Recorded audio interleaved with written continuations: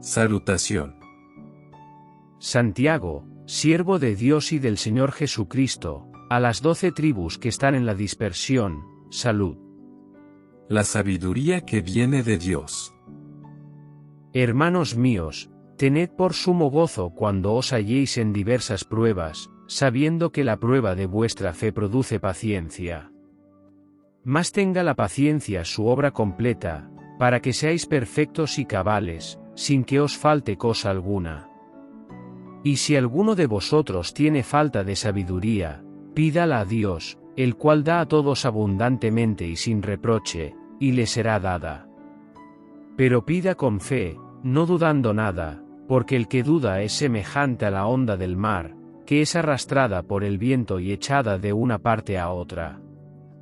No piense, pues, quien tal haga, que recibirá cosa alguna del Señor. El hombre de doble ánimo es inconstante en todos sus caminos. El hermano que es de humilde condición, gloríese en su exaltación, pero el que es rico, en su humillación, porque él pasará como la flor de la hierba. Porque cuando sale el sol con calor abrasador, la hierba se seca, su flor se cae, y perece su hermosa apariencia, así también se marchitará el rico en todas sus empresas.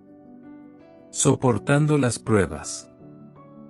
Bienaventurado el varón que soporta la tentación, porque cuando haya resistido la prueba, recibirá la corona de vida, que Dios ha prometido a los que le aman. Cuando alguno es tentado, no diga que es tentado de parte de Dios, porque Dios no puede ser tentado por el mal, ni él tienta a nadie, sino que cada uno es tentado, cuando de su propia concupiscencia es atraído y seducido. Entonces la concupiscencia, después que ha concebido, da a luz el pecado, y el pecado, siendo consumado, da a luz la muerte. Amados hermanos míos, no erréis. Toda buena dádiva y todo don perfecto desciende de lo alto, del Padre de las luces, en el cual no hay mudanza, ni sombra de variación. Él, de su voluntad, nos hizo nacer por la palabra de verdad, para que seamos primicias de sus criaturas. Hacedores de la palabra. Por esto, mis amados hermanos, todo hombre sea pronto para oír, tardo para hablar, tardo para airarse, porque la ira del hombre no obra la justicia de Dios.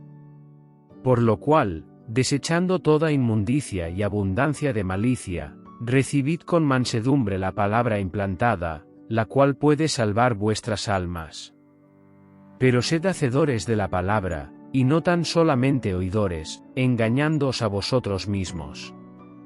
Porque si alguno es oidor de la palabra pero no hacedor de ella, este es semejante al hombre que considera en un espejo su rostro natural. Porque él se considera a sí mismo, y se va, y luego olvida cómo era. Mas el que mira atentamente en la perfecta ley, la de la libertad, y persevera en ella, no siendo oidor olvidadizo, sino hacedor de la obra, éste será bienaventurado en lo que hace. Si alguno se cree religioso entre vosotros, y no refrena su lengua, sino que engaña su corazón, la religión del tal es vana. La religión pura y sin mácula delante de Dios el Padre es esta: visitar a los huérfanos y a las viudas en sus tribulaciones, y guardarse sin mancha del mundo.